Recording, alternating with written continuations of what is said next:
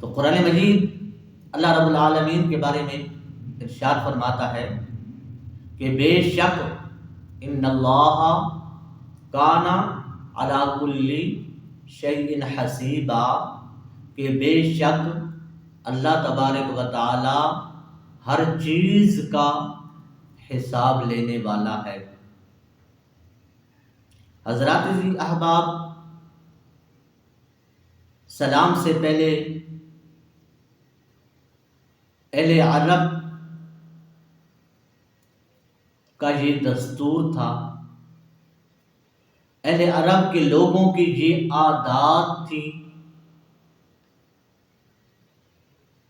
کہ جب وہ ایک دوسرے کے ساتھ ملتے،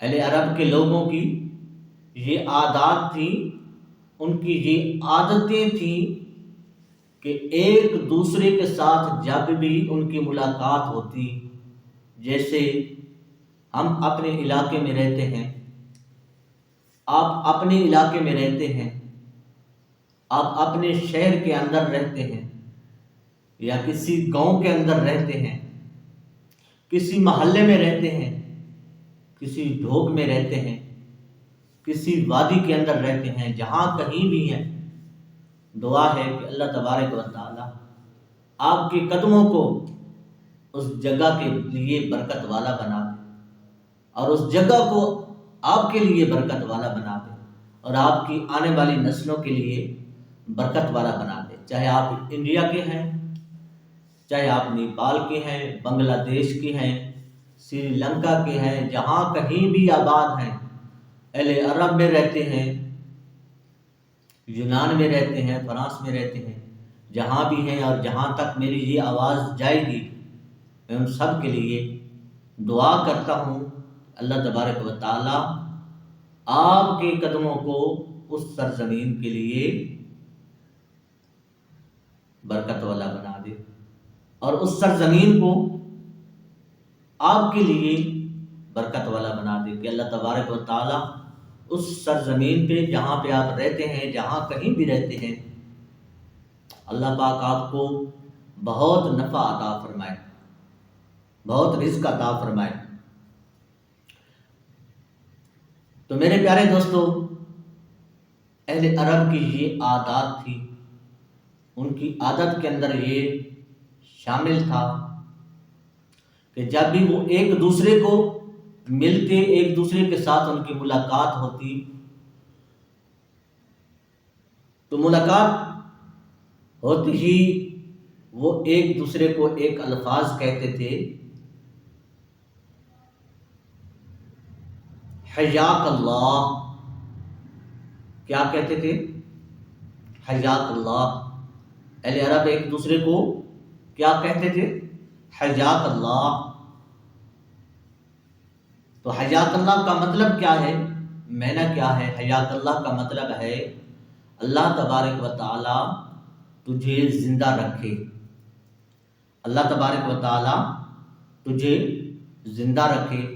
اور جب دین اسلام آیا تو اس میں اس کلمے کو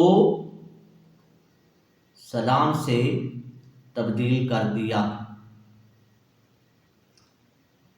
اس کلمے کو اس کلمے میں تبدیل کر دیا، سلام سے تبدیل کر دیا گیا، اور یہ کلمہ حیاک اللہ کے مقابلے میں زیادہ کامل ہے، کیونکہ جو شخص سلامت ہوگا تو وہ لازمی طور پر زندہ ہوگا، اور صرف زندہ وہ شخص سلامت نہیں ہو سکتا، کیونکہ اس کی زندگی مصیبتوں اور آفات سے ملی ہوئی ہے۔ اس آیت میں سلام کے بارے میں بیان، اس مناسبت سے ہم یہاں سلام سے متعلق چند شرعی مسائل ذکر کرتے ہیں۔ میرے بھائیوں بہنوں، بات قابل غور، سلام کرنا سنت ہے۔ ایک چھوٹی سی مثال کے طور پہ میں آپ کو کہتا ہوں السلام علیکم ورحمۃ اللہ، یہ میں نے سلام کیا آپ کے اوپر،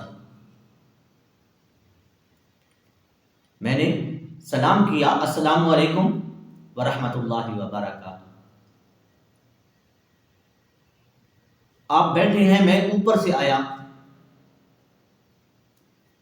یعنی کہ باہر سے آیا، آپ کی مجلس لگی ہوئی ہے، تو میرا حق بنتا ہے کہ آپ کے اوپر سلام کرنا۔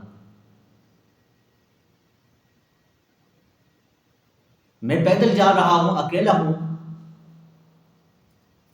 آگے سے 4 آدمی آ رہے ہیں، 6 آدمی آ رہے ہیں،